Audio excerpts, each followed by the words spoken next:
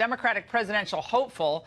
I'm delighted he's with us. Andrew Yang thinks he has the answer and joins me now. Andrew, first of all, thank you very much for being on with us tonight. We really appreciate it.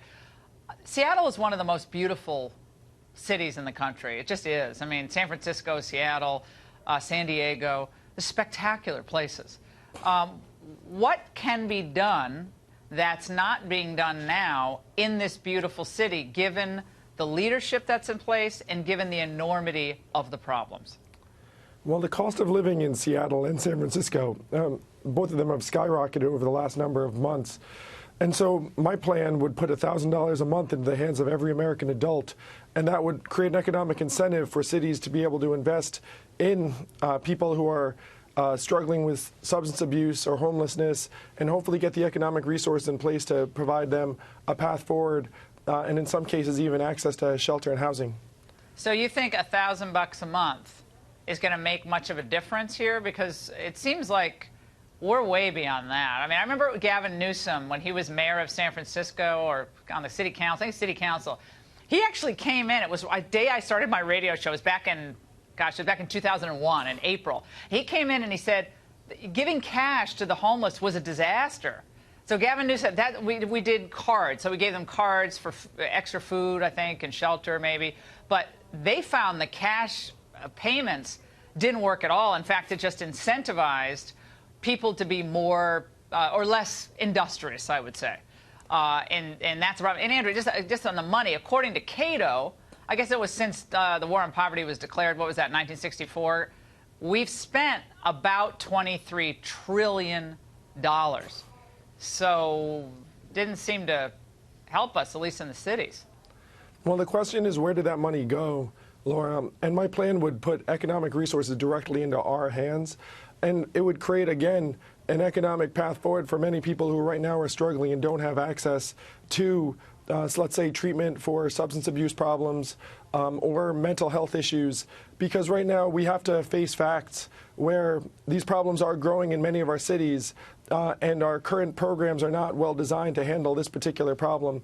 Because in large part, if there's someone who's lying on the street, there's not right now an economic incentive to help that person get back on their feet.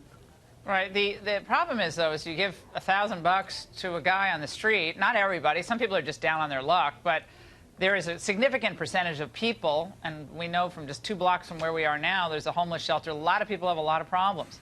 There are drug problems. There's mental health issues. So giving $1,000 to a person who already has a mental health problem is probably not going to do the job. That money's probably going to quickly be spent on things that are going to get that individual into more problems.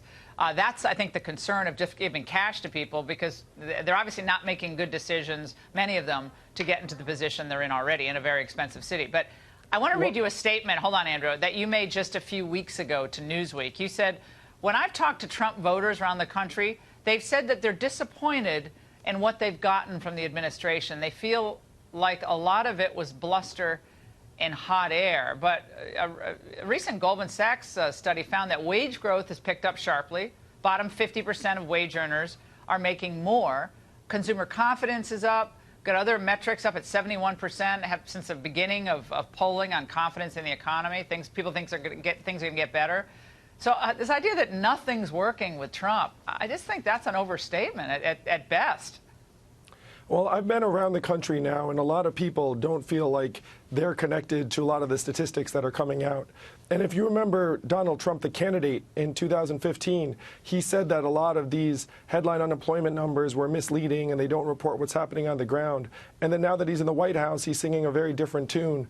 The experience I'm having when I talk to voters around the country is that 78% of them are living paycheck to paycheck, 57% can't afford an unexpected $500 bill. I think you're right about that. There's a lot of people who still are vulnerable. They're still feeling insecure. But this has been going on for, what, 20 years? They've had flatlining income for 18 years preceding Trump. Finally, it's going up.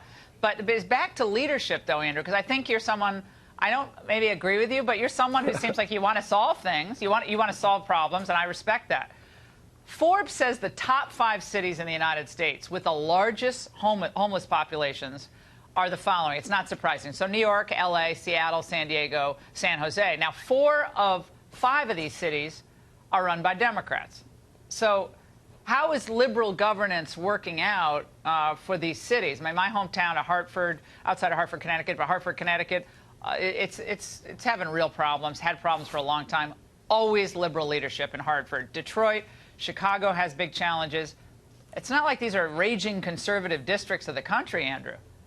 Now, that's one reason why we need to build a trickle-up economy that works for everyone by putting economic resources directly into people's hands. Because we're in the midst of this winner-take-all economy. You can certainly see it in our urban areas where there are rich and poor living next to each other in very different circumstances. And unfortunately, the dynamics of our economy are just going to become even more extremely polarized as technology starts transforming industries like retail, transportation, food service, and on and on. So we need to wake up to the fact that we're in the midst of the greatest economic transformation in our country's history and start moving in a direction of just putting economic resources directly into our hands, because we're the owners and shareholders of this country. That's the problem. I mean, did anyone give you a handout to start or work at Manhattan Prep? You started that, right? Was that your baby? No, well, that was my baby, and we've all had a hand in different ways. Yeah, but you did really well. You were really, I mean, you're a really successful entrepreneur, and you work really hard, and everyone gets help. But did anyone hand you $1,000 to get you going? I mean, well, a lot of people, including entrepreneurs, have something in the way you're of family support. You're a capitalist, in other words. Yeah, you're a successful capitalist, and there's nothing wrong with that. I mean, you've become a huge success because of the market and because of your hard work and because of your work ethic. All of that together, your family, I imagine. Not everybody has a family who supports them, but